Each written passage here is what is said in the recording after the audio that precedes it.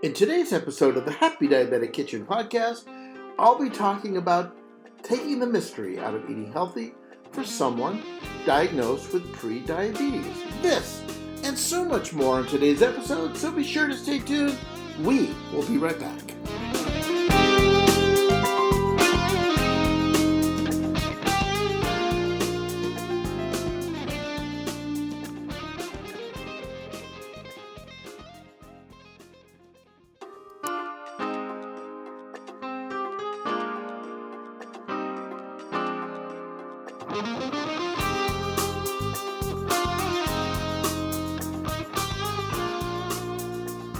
This episode of the Happy Diabetic Kitchen podcast is sponsored by my diabetes supplier, US Med. US Med offers free shipping and a 90-day supply with every order. To see how they can simplify your diabetes care, call 1-877-840-8218. I did, and I can feel the love.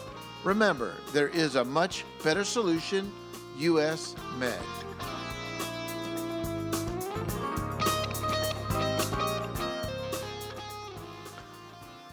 Hello everyone, welcome to the Happy Diabetic Kitchen. I am your host, Chef Robert Lewis, the Happy Diabetic, and this is the internet's most delicious cooking podcast. I'm here in the kitchen, getting ready to explore a healthy diabetic lifestyle. I want to take the mystery out of healthy cooking and explore some amazing foods and my diabetic journey with all my successes and all my challenges. So let me help you live your best happy diabetic lifestyle. So welcome to the kitchen. And if you're new to the show, I am so happy you're here today. Again, welcome.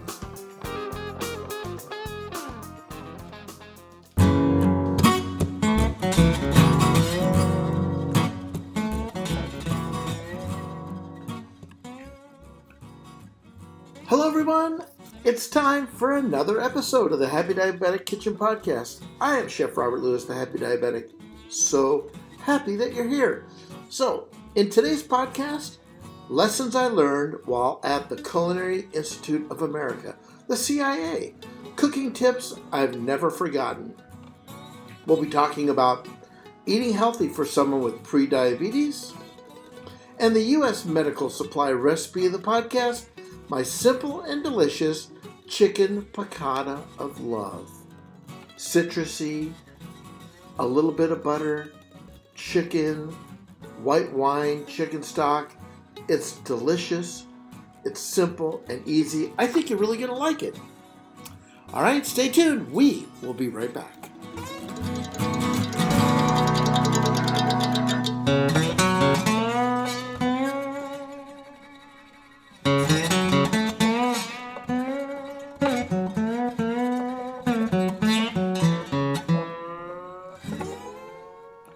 All right, let's get right into it. The recipe of the podcast, my chicken piccata of love. This chicken recipe is simply here to delight you and your friends with just a few simple steps. It's easy to make for a weekend dinner, but you'll just as easily impress them if you choose to serve it at a fancy dinner party or not so fancy. And listen, if you don't have a meat mallet because you have to pound the chicken breasts, you can use a small frying pan or a rolling pin, or ask your butcher at your local supermarket to pound them for you. He would be happy to do it. The real key to the best chicken piccata of love recipe, though, is nailing the buttery, lemony caper sauce. I know, I said butter, but we're not using a lot. Take a deep breath. It's going to be amazing. Use a dry wine like Pinot Grigio, and if you're not a wine drinker, just omit it. Right? No worries. It'll still be delicious. You want to make sure the garlic turns a light golden brown so that nothing burns. Scrape the bottom of the brown bits of the bottom of the pan. Swirl with the capers, a few tablespoons of butter to create what is called an emulsion. What's that, you ask? Well, it'll turn your sauce into a rich, glossy-looking sauce soaked into the crusty chicken cutlets. Garnish with fresh parsley and a squeeze of lemon juice. You'll know the sauce is ready when it coats the back of the spoon. So, easy and simple. Let's get right into it. The recipe we'll be making today serves 4 people. The total fat is 18.47 grams. cholesterol 24 milligrams, sodium 122 milligrams, total carbohydrates 9.98 grams, dietary fiber 0.92 grams, and sugars 0.80 grams. This is going to be a recipe made with love. So here's the basic ingredients. You're going to need 2 large chicken breasts, about 6 to 8 ounces each, boneless, salt and pepper, flour, olive oil, garlic, white wine, chicken stock, capers. Now, what's a caper? It's a pickled flower bud found on aisle 6 at my grocery store. Your grocery store will definitely have them.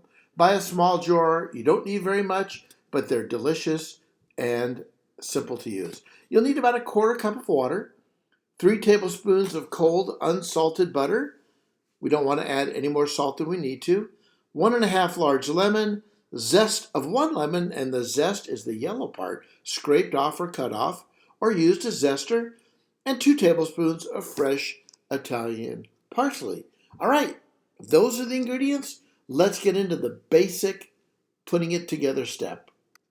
So you're going to slice the chicken breast in half into 3 cutlets and lightly pound each piece between sheets of plastic wrap until a really nice even thickness, about a 1/2 inch thick or less. Season both sides lightly with a little salt and fresh cracked pepper. Place flour in a shallow bowl, and I would work 1 cutlet at a time. Place the cutlets in the bowl and toss to coat with flour and knock off any excess and put it on another plate. You're going to repeat that till all the cutlets are completely floured. Then you're going to heat 2 tablespoons of olive oil in a large skillet over medium heat. You'll want to see that oil kind of shimmer. You'll know it's ready by then. And I would work in small batches because you don't want to overcrowd the frying pan.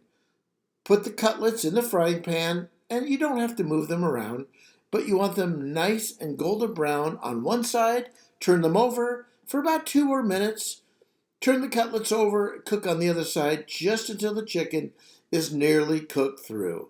It won't take long, about 30 to 60 seconds. Remove from the pan and transfer to a clean plate. Then you're going to add the sliced garlic and the remaining 1 tablespoon of olive oil to the skillet and cook, stirring often, reducing the heat if needed to keep the garlic from burning or getting too crispy. Cook until they're golden brown, about 1 to 3 minutes. Then you're going to add the white wine, chicken stock, and capers and cook. Swirl the pan, scraping up any of the delicious brown bits stuck to the bottom of the pan. We call this deglazing, and the brown bits are called fond, F-O-N-D. That's the flavor. This might take about 2 to 3 minutes. You want to reduce the liquid by half, and then you'll add your 1/4 cup of water, followed by the cold butter. Now you're going to turn the heat very, very low. Swirl the butter vigorously while the butter helps melt to reduce it from the and make an emulsion with the water. It'll take about 1 minute to 2 minutes. Then return the chicken to the skillet. Simmer until the chicken is fully cooked and the sauce is nice and thick, enough to coat a spoon. This could take anywhere from 2 to 3 to 4 minutes, depending on your stove. Remove from heat, stir in the lemon juice, lemon zest, and add half of the chopped parsley to the sauce. Then we're going to transfer the chicken to the sauce to a platter and top with parsley. Serve with lemon wedges, and boom, that's it. You have it. Chicken piccata of love. Super simple, super easy. Go to the US Med website. You'll see step-by-step instructions and pictures. And while you're there, learn all about US Med's amazing service. This is where I get all my CGM. My Libre 2 comes directly from US Med. All right, everybody, stay tuned. We'll be right back with the lessons I learned while at the Culinary Institute of America. Cooking tips I've never forgotten.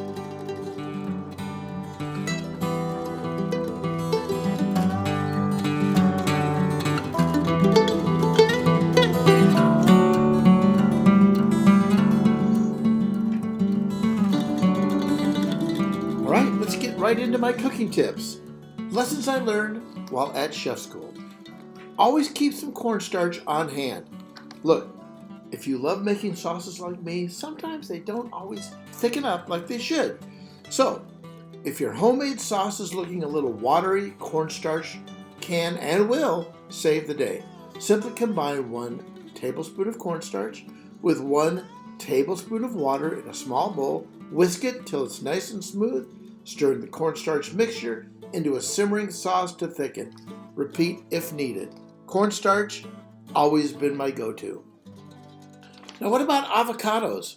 We need to ripen avocados, and sometimes when you buy them from the supermarket, they're as hard as a softball.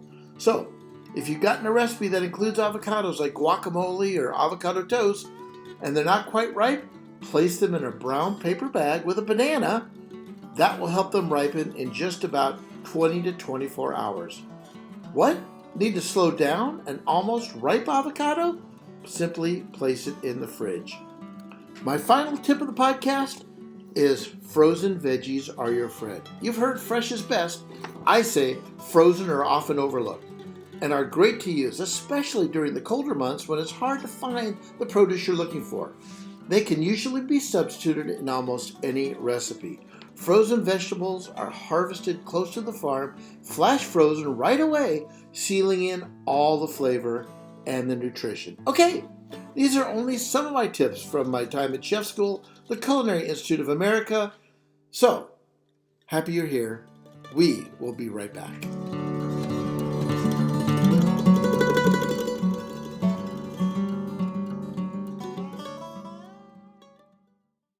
One of the questions I get quite often is about pre-diabetes. So again, I am not a doctor, a dietitian, or certified diabetic educator, but I am an expert on healthy eating if you're a person living with diabetes. But what is pre-diabetes? Well, it's when your blood glucose or blood sugar levels are higher than normal, but not enough to be diagnosed with type 2 diabetes. But with lifestyle change, pre-diabetes can be slowed. So being diagnosed with prediabetes means you're on the way to developing type 2 diabetes, typically, a disease that greatly increases your risk of heart attack and other serious issues. But there's good news. According to dietitian Julia Zampano, an RD and an LD, she says making healthy dietary changes can delay or even prevent the onset of type 2 diabetes. The goal is to reduce your carbohydrate intake by choosing more complex carbs and exercising to burn them off. She says, here's a rundown of foods to avoid, what to eat instead, what to enjoy in moderation, and importantly, how to successfully make these changes to your diet and lifestyle. Cut out added sugar. Rethinking your diet to reduce the risk of diabetes doesn't mean giving up foods you love, right? There is no such thing as the diabetic diet, but it does mean eating less of them and eating more in terms of what your portion control is. That's super key. The first rule is to cut down on simple carbohydrates like sugar. Sugar is a quick release carb, which means when you eat it, the body quickly releases glucose or sugar into your bloodstream. That causes a spike in your blood sugar level, definitely not healthy. Some foods with added sugar, well, candy, desserts and sweets, baked goods, agave, honey, jams, jellies, and syrups. Now, I didn't say don't eat those. Stop eating those. Danger zone. I'm just suggesting use portion control and reduce the amount. I would eliminate sweetened beverages. Cutting out sugary drinks is one of the simplest ways, at least for some people, and the easiest ways to lower your blood sugar. They have no fat or protein to prevent the carbs from rocketing your blood sugar. So my recommendation is, see you later, soda. Eliminate or scale it way back. Some examples of those drinks would be a sugary alcohol drink, energy drinks, fruit juices, lemonade, punch, sweet tea, sweetened coffee drinks, and soda. Again, we're not suggesting you eliminate these from your diet, from your lifestyle way of eating. We are suggesting simply reduce. Reduce, reduce, reduce. Here's what I like to do. I like water, lots of water. This is my beverage of choice. And you can infuse them with fruits and herbs to jazz them up a little bit. There are great no-carb flavorings you can add to bottled water. Other substitutes include unsweetened tea, hot or iced, coffee or sparkling water, as long as they don't include sugar. That's the key. Look, there's enough sugar in the foods that we eat. No need to add more. Next, we're going to swap simple carbs for smart substitutes. Your next move is to cross off empty calorie, what we call white foods, including chips, crackers, pretzels, white rice, white bread, and white pasta. Again, everything in moderation. Instead, begin by choosing whole grain breads, such as pastas, brown rice, or wild rice. Zumpano says start experimenting with other grains and starches like whole wheat or bean-based pasta or whole wheat pasta, brown or wild rice, barley, bulgur, buckwheat, farro, quinoa, sweet potatoes or yams, and red skin potatoes. Focus on whole ingredient foods that have at least 3 grams of fiber per serving, and limit your carb intake to about 1 cup or 2 slices of bread per meal. So I know this is hard to believe, but I recently signed up for Medicare. Now what about my Libre 2 system from Abbott? As my pharmacy was trying to figure it all out, all the complicated paperwork, I was getting a little frustrated, and quite honestly, so were they. So I called US Med to see if there was a better way. And guess what? There is. Their motto is better service, better care. It's what they call white glove service. And quite honestly, I was worn out by having to make multiple trips to the pharmacy, only to discover the orders were not even ready. Long lines, or they would say, we need to call your doctor. We need to get confirmation for the refill. It went back and forth and back and forth. And after about 2 weeks of this, I absolutely had it. I would reach out to the pharmacy and they would say, the doc never called us back, or they never followed up. That's the thing I hated the most. Are you ready for US Med to always provide you 90 days worth of supplies with fast, free shipping? Yes, free shipping. Look, they carry everything from insulin pumps to diabetic testing supplies to the latest CGMs, the Freestyle Libre 2 and 3, and the Dexcom G6. You know my love for the Libre 2 system, and US Med is the #1 distributor for the Libre 2 systems nationwide. Look, if you're just starting with Medicare like me, US Med should be your very next call. They accept Medicare nationwide and a broad private insurance coverage with over 800, that's right, 800 private insurers, plus an A+ rating from the Better Business Bureau. If you're looking for supplies from everything from insulin pumps to diabetes testing supplies to the latest CGMs, and you're looking for better service, easier service, delivered right to your door, free shipping, US Med is who you should be getting a hold of. Dial this number right now. Well, why don't you wait till the podcast is over? 888-885-0012, or simply go to usmed.com/happy diabetic. Don't wait any longer. Oh, wait a second. I think that's my doorbell. I think that's US Med delivering my 90-day supply now. Call them or go to the website usmed.com/happy diabetic now. Again, don't wait any longer.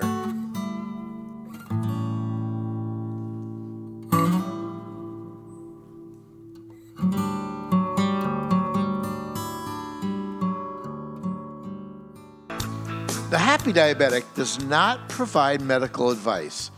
This podcast is offered only to provide general information regarding health, wellness, and nutrition.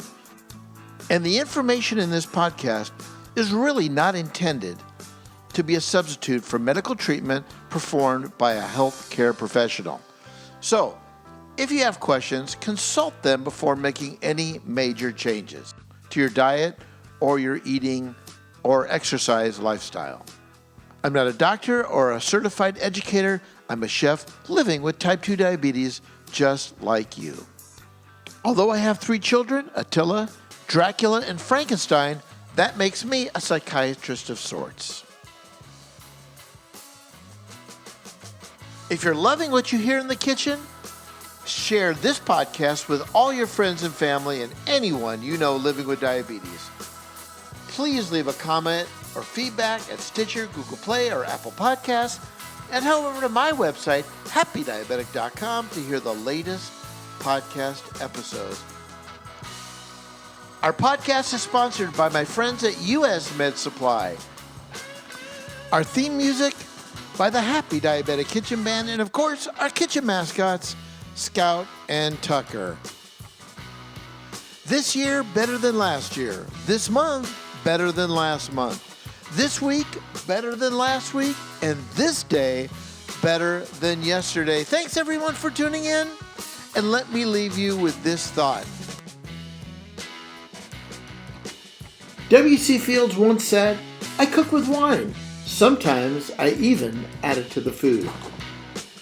So long, everybody.